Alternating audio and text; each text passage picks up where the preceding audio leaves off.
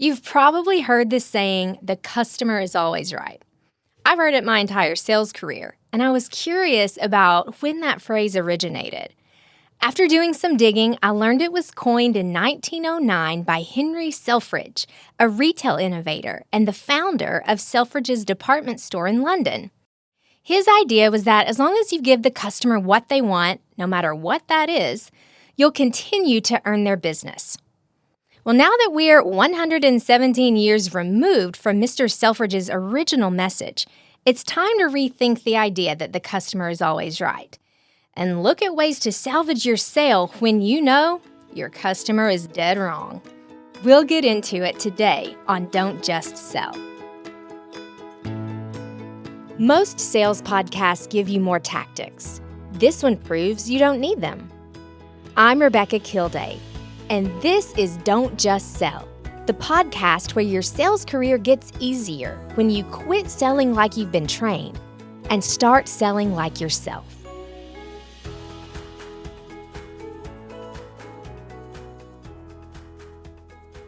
I used to own my own magazine, and my main job in that role was to sell advertising to local businesses. There were a lot of preconceived notions from local business owners about print advertising. Most people thought it was completely dead, and they could get a lot more bang for their buck with their $5 a day Instagram ads. And it was my job to inform them about the benefits of print advertising without seeming argumentative or dismissive of their current ad strategy.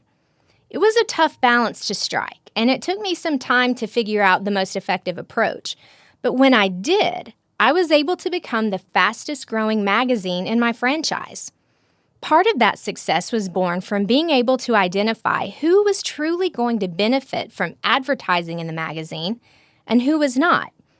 It made me realize there are really 4 main problems with the customer is always right philosophy. Number 1, the reality is salespeople are the experts in their niche.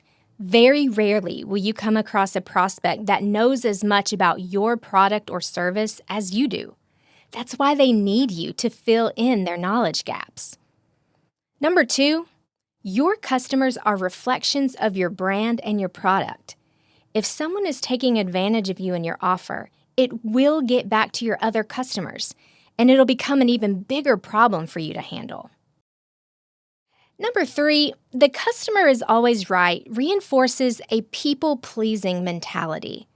I know I struggle with that, and many of the women I work with in sales do as well. So it's important to remove the focus from what you can do for your customer to what you can do together in your partnership. And finally, number 4, some customers are never satisfied. Period. Trying to placate them just leads to unrealistic expectations and sets them up for failure. I recently read a blog written by Vivek Patel for StartupGrind.com that I thought was interesting for this conversation, so I wanted to share it with you. He tells the story of Mrs. Crabapple. I don't know if that's a made-up name or a real one.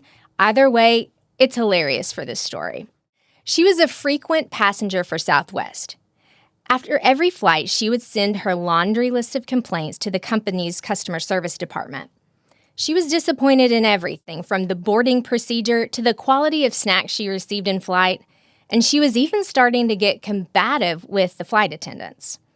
Now, Southwest famously answers every customer complaint, but the constant barrage of mail from this passenger stumped even the most seasoned customer relations team. They got so fed up that one day they put her latest letter on the desk of CEO Herb Kelleher. He only took 60 seconds to respond with a note saying, "Dear Miss Crabapple, we will miss you. Love, Herb." You see, sometimes the best thing to do for your business and your customer is to recognize they're not a good fit and let them go. So what do you do if you're in the middle of your sale and you realize your prospect has bad information or is just not a good fit? Before I share how this plays out, I want to let you know that you can start positioning yourself as an expert instead of an order taker today. But if your whole team is still operating with the mindset that the customer is always right, you'll be fighting an uphill battle. So I've put together an email template you can use to bring this shift to your entire team. You can find it in the link in the show notes.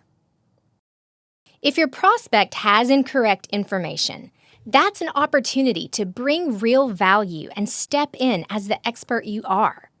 Let's do a script swap so you can hear what this would sound like in practice. Instead of agreeing with them blindly to placate them, try, "I'd love to hear more about why you think that." Remember, you're not trying to win an argument here. You're trying to position yourself as the expert they need to get the result they want.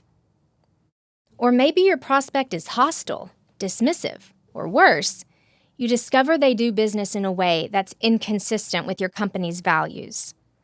Instead of just going along to get along, try, "Here's how we see this issue at my company," and then give an example. Then you can say, "If this doesn't align with your vision, then working together may not be a good fit after all." At the end of the day, today's buyers know when they're being pandered to. They reject the traditional fake flattery in favor of someone who will have an honest conversation with them. We can still respect our customers while also acknowledging they're not always right. When you work to educate instead of argue, and you stand by your values rather than to take on a bad fit client, you're making the leap from someone who just sells to someone who sells inspired.